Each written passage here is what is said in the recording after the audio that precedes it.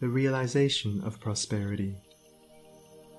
It is granted only to the heart that abounds with integrity, trust, generosity, and love to realize true prosperity.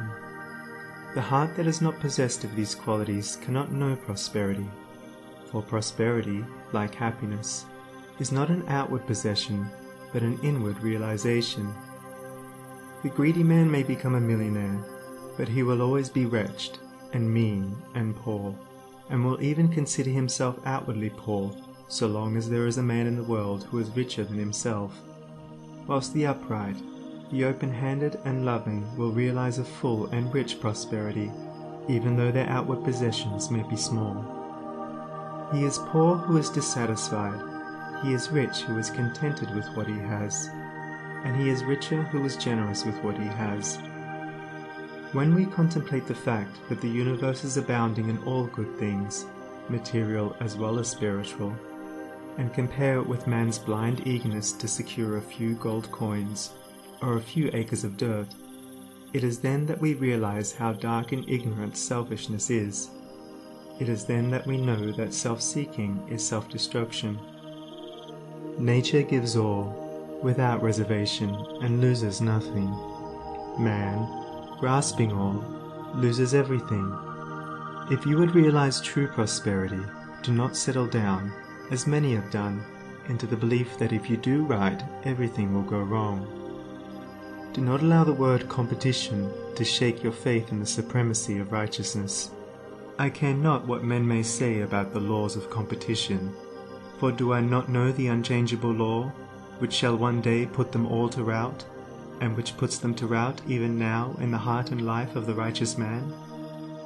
And knowing this law, I can contemplate all dishonesty with undisturbed repose, for I know where certain destruction awaits it. Under all circumstances, do that which you believe to be right, and trust the law. Trust the divine power that is immanent in the universe, and it will never desert you, and you will always be protected.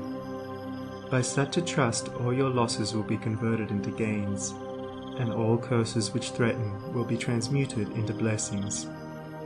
Never let go of integrity, generosity, and love, for these, coupled with energy, will lift you into the truly prosperous state.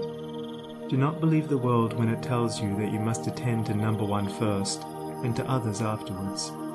To do this is to not think of others at all, but only of one's own comforts.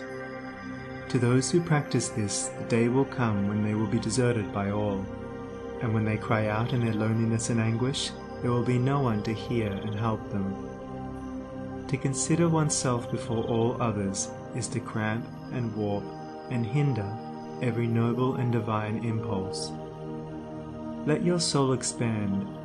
Let your heart reach out to others in loving and generous warmth, and great and lasting will be your joy, and all prosperity will come to you. Those who have wandered from the highway of righteousness guard themselves against competition.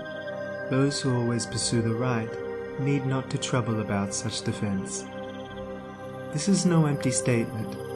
There are men today who, by the power of integrity and faith, have defied all competition, and who, without swerving in the least from their methods, when competed with, have risen steadily into prosperity, whilst those who tried to undermine them have fallen back defeated. To possess those inward qualities which constitute goodness is to be armored against all the powers of evil, and to be doubly protected in every time of trial. And to build oneself up in those qualities is to build up a success which cannot be shaken, and to enter into a prosperity which will endure forever. The white robe of the heart invisible is stained with sin and sorrow, grief and pain, and all repentant pools and springs of prayer shall not avail to wash it white again. While in the path of ignorance I walk, the stains of error will not cease to cling. Defilements mark the crooked path of self, where anguish lurks and disappointments sting. Knowledge and wisdom only can avail to purify and make my garments clean. For therein lie love's waters, therein rests peace undisturbed, eternal and serene. Sin and repentance is the path of pain. Knowledge and wisdom is the path of peace.